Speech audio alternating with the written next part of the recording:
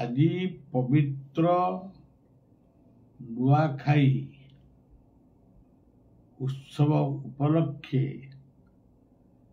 ସେବକ ବଳିଆ ସମସ୍ତ ଉପାସକ ଉପାସିକା ମାନଙ୍କୁ शुभेच्छा अर्पण करुछि। एही पर्वटी प्रकृत रे महालक्ष्मी पर्व।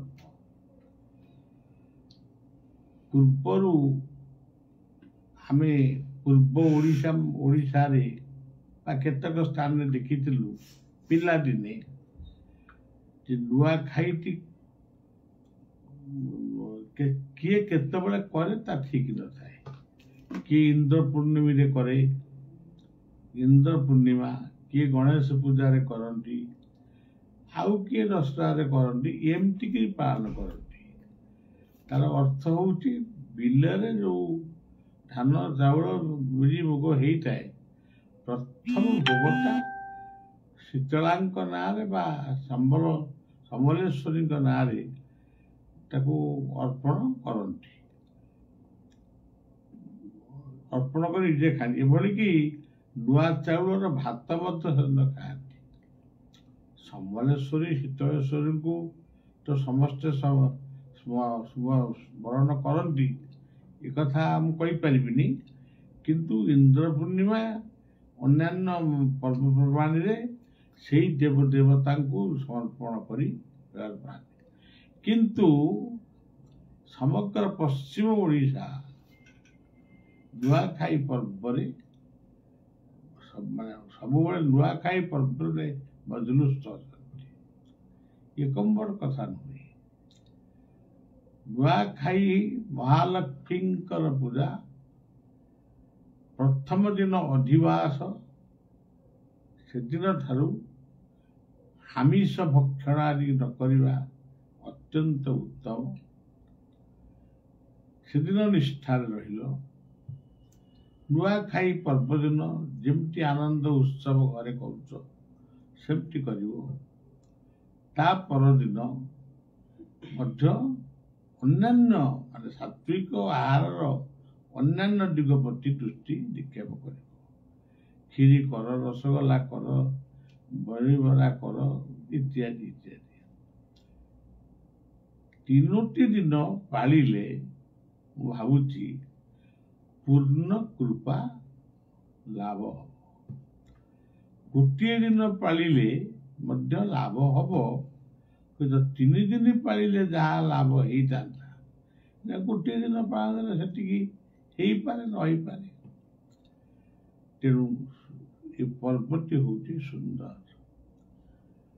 ओडिशार पश्चिमांचल जो पूजा कंस दरबार संबलपुर कंस दरबार नुआखाई शीतल षष्ठी आपणकर आउ अन्यान्य पर्व सब कौन अच्छी ये सब पर्व केवल पश्चिम ओडिशा नुहे ये समग्र भारत वर्षर एवं समग्र विश्व मनीषर। आपण मान चिंता करतु माँ गर्भरे जो छुआटी जन्म हुए माटी जिते माँ ठारू खाद्य छड़ेकरी छुआ माँ पेटरू खाए से नुआखाई पर्व आरंभ हुए। तो यही मतटा को ग्रहण कले नुआखाई पर्वटा कौन पश्चिम ओडिशा केवल समग्र पृथ्वी पालन करुच्ची ओडिशार पश्चिमांचल। पश्चिमांचल लोक मान को साधुवाद देवा दरकार। जिते शिशुरी जन्म ही पड़ा सी जो देश जो धर्म लोक से प्रथम मातृस्तन रु क्षीर खाइला कि गोमाता स्तन रु क्षीर खाइला एमती कि ओट छेली स्तन रु क्षीर से खाइला। सी है द्वितीय नुआखाई।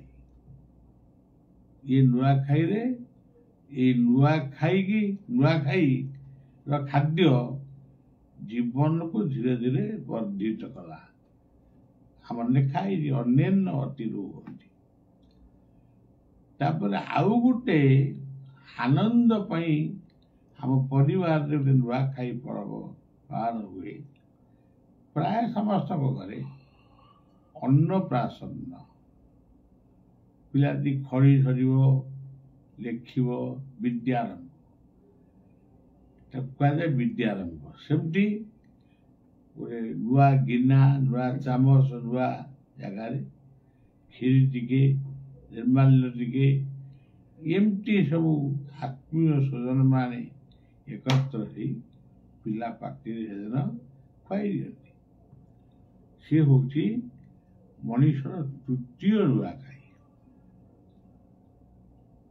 ତେଣୁ ଏ ତିନୋଟି ନୂଆଖାଇକୁ ସମ୍ମାନ ଜଣାଇ ଓଡ଼ିଶାର ପଶ୍ଚିମାଞ୍ଚଳ ଅଧିଷ୍ଠାତ୍ରୀ ଦେବୀ ମା ସମଲେଶ୍ୱରୀ ମା ଶୀତଳାଇଙ୍କୁ ପ୍ରାର୍ଥନା କରୁଛି ଓଡ଼ିଶାର ପଶ୍ଚିମାଞ୍ଚଳ ଠାରୁ ସମଗ୍ର ଓଡ଼ିଶା, ସମଗ୍ର ଭାରତ ପ୍ରତି ତାଙ୍କର ଶୁଭ ଦୃଷ୍ଟି ରହୁ।